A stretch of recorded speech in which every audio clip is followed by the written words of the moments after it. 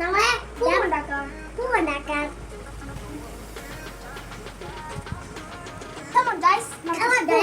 അതും colour paper. Simple രീതിയിൽ എങ്ങനെ ഉണ്ടാക്കാമെന്നാണ് നമ്മുടെ ഇന്നത്തെ വീഡിയോ. ഇങ്ങനത്തെ ഷീറ്റ് പേപ്പർ വാങ്ങാൻ കിട്ടും 12 രൂപയ്ക്കാണ്. ആദ്യമായി നമുക്ക് ഇതിൽ നിന്നും ഒരു ഷീറ്റ് പേപ്പർ എടുക്കാം. ശേഷം ഇതിനെ തുല്യ ഭാഗമായി രണ്ടായിട്ട് മടക്കുക.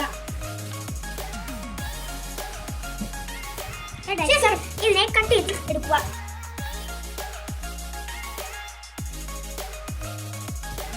ഞാനിപ്പോൾ രണ്ടായി കട്ട് ചെയ്ത് എടുത്തിട്ടുണ്ട്. നമുക്ക് ഇതിൽ നിന്നും ഒരു ഷീറ്റ് പേപ്പർ എടുത്ത് ഇതിനെ കോണോടുമ്പോൾ മടക്കുക. നമുക്കൊരു ചെറിയ ചതുരമാണ് ആവശ്യം. ഞാൻ ഒരു ചെറിയ ചതുരം ഉണ്ടാക്കി വെച്ചിട്ടുണ്ട്. ഇതേപോലെ നമുക്ക് ഇതിന്റെ രണ്ടിൽ നിന്നും 3 ചതുരങ്ങൾ ഉണ്ടാക്കി എടുക്കാം.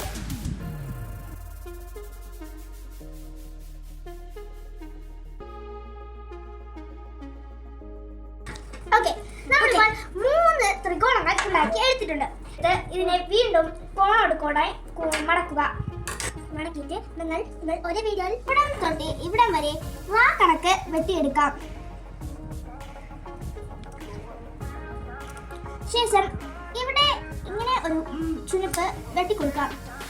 ഇവിടെയും അതുപോലെ ചെയ്യാം.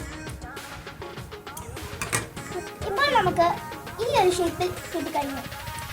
ഇതേപോലെ നമുക്ക് ഇതിന്റെ ഇലകൾ ഈ ഇലകൾ ഉണ്ടാക്കി എടുക്കാം.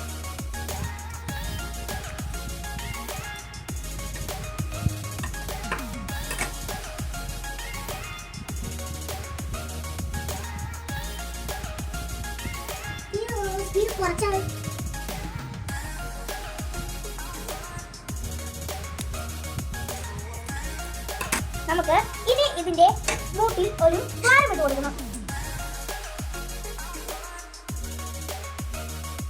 ശേഷം നമ്മൾ ഇതിനെ വിരിച്ചെടുക്കുക. ഇപ്പൊ നമുക്ക് നടുക്കൊരു വലിയ ദ്വാരം ലഭിച്ചു. ഈ മടക്കിയതിൽ നിന്നും ഒരു ഭാഗം നമുക്ക് മുറിച്ച് സൂക്ഷിച്ചു വെക്കാം. ഇത് നമ്മുടെ പൂവിന്റെ ആദ്യ ഭാഗമാണ്. ഈ വെട്ടുമാറ്റിയ 2 ഭാഗവും നമുക്ക് സൂക്ഷിച്ച് മാറ്റി വെക്കാം. ശേഷം രണ്ടാമത്തെ പീസ് എടുത്ത്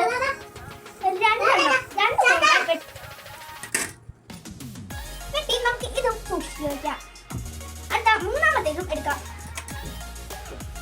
മൂന്നാമത്തേത് 3 എണ്ണം, 1, 2, 3. ഈ 3 എണ്ണവും കൂടി വെട്ടിയെടുക്കാം.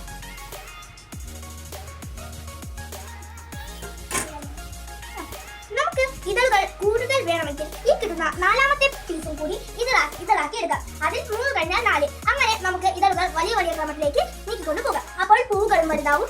നമുക്ക് ഇഷ്ടാനുസരണം പൂവുകൾ ചെറുതാക്കുകയും ചെയ്യാം. ഞാനിപ്പോൾ 4 എണ്ണം എടുക്കുന്നില്ല, ഞാൻ 3 എണ്ണം മാത്രമേ എടുക്കുന്നുള്ളൂ. ശേഷം ഈ 3 എണ്ണവും എടുത്ത് ആദ്യം നമ്മൾ 1 വെട്ടി ആ 1ന്റെ ഭാഗം നന്നായി പശ കൊണ്ട് യോജിപ്പിക്കാം.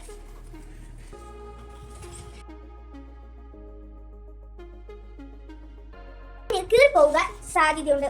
ചാർട്ട് പേപ്പറിൽ നിങ്ങൾ ഉണ്ടാക്കുമ്പോൾ ഇതിൽ കൂടുതൽ പശ ഉപയോഗിക്കേണ്ടതാണ്. എന്നാൽ ഈ പേപ്പറുകളിൽ ഉണ്ടാക്കുന്ന സമയം അങ്ങനെ ഉപയോഗിക്കാൻ പാടില്ല. എങ്കിൽ പേപ്പറുകൾ കീറിപ്പോകാൻ സാധ്യതയുണ്ട്. ശേഷം 2 എണ്ണം വെട്ടിയതിൽ 2ാമത്തെ ഭാഗത്തിൽ നമ്മൾ ഇങ്ങനെ പശ തേച്ച് കൊടുക്കാം. ശേഷം ഇതിനെ ഇങ്ങനെ മടക്കി ഒട്ടിക്കാം.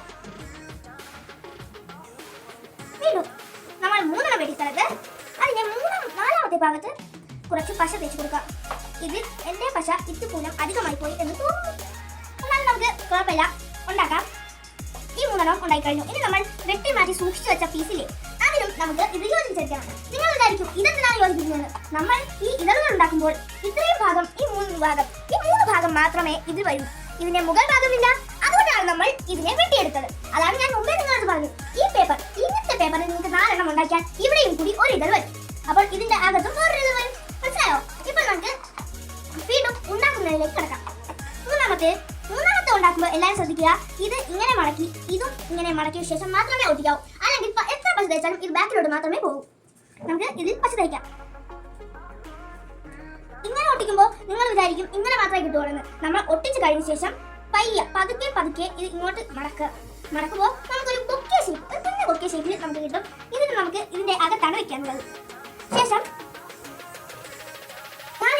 തെരഞ്ഞിട്ട് കിട്ടില്ല. കാരണം നോക്കി താഴെ ഇരിക്കുന്ന ഒരു കുരിപ്പ് എന്റെ സാധനങ്ങൾ ഫുള്ള് വെട്ടി മാറ്റി സാധനങ്ങൾ ഫുള്ള് താഴ്ത്തുന്നു. ഇതിന്റെ കൂട്ടത്തിൽ കിടക്കുന്നു. ഇവരെ എന്തിനാണ്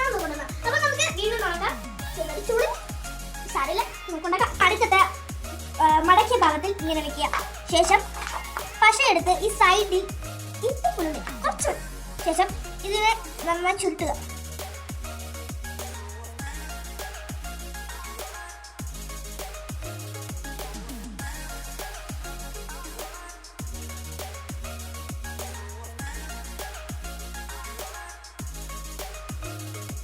ഇങ്ങനെ ചെറുതായി ഒന്ന് മടക്കുക. ഇതും മടക്കുക. എല്ലാം മടക്കണം. ചെയ്യാം. ഈ 3 മതി. ഇത് ഇത്ര ഭാഗം ചെയ്യുക. ഇതുവരെ ചെയ്തിട്ട് നമ്മൾ നേരത്തെ പശ പൊടിച്ച പോലെ വീണ്ടും പൊട്ടിക്കുക. ഒടിക്കുന്നതാണ് ദൂരം. ഈ ദൂരത്തിൽ വീണ്ടും നമ്മൾ ഒടിക്കുക. ഇവിടെ ഇതെങ്ങനെയല്ലോ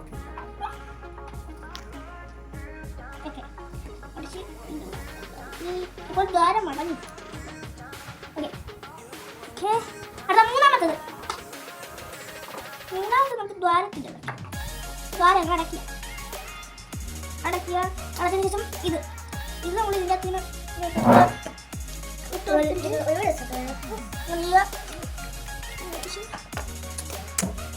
ഇവ ഉണ്ടാക്കാൻ സമ്മതിക്കില്ല. നിങ്ങളുടെ കുട്ടിക്കുരിപ്പുകൾ നിങ്ങളുടെ വീട്ടിലുണ്ടെങ്കിൽ നിങ്ങൾ നമ്മളുടെ കമന്റ് ബോക്സിൽ ആ കുട്ടിക്കുരിപ്പുകളുടെ പേരുകൾ നിറച്ചങ്ങോട്ട് ഫയർ ചെയ്ത് തരിക. ഈ കുട്ടിക്കുരിപ്പിന്റെ പേരാണ് അത്. വെറുതെ ഇരിക്കില്ല, ചുമ്മാ ഇരുന്ന് മണം കളിച്ചോണ്ടിരിക്കും. നമുക്ക് ഉണ്ടാക്കി ഇനി ഇത് ഉണങ്ങാൻ വെക്കാം. ഇങ്ങനെ വെച്ച് ഞാൻ 4 എണ്ണം മുമ്പേ ഉണ്ടാക്കി വെച്ചിട്ടുണ്ട്.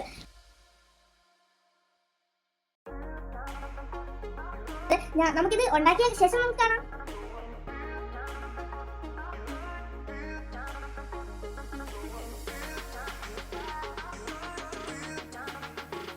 ഇല വെട്ടിക്കൊടുക്കാം.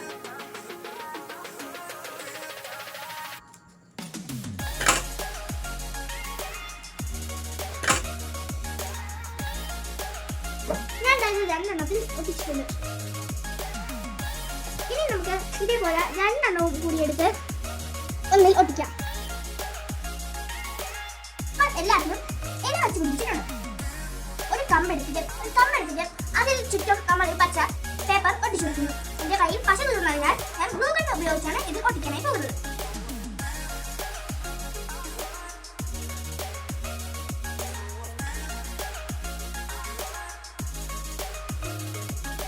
ഇത് ഞാനൊരു മുല്ലേരെ കമ്പാണ് അടിച്ചിരിക്കുന്നത്. നല്ല രസമില്ലേ?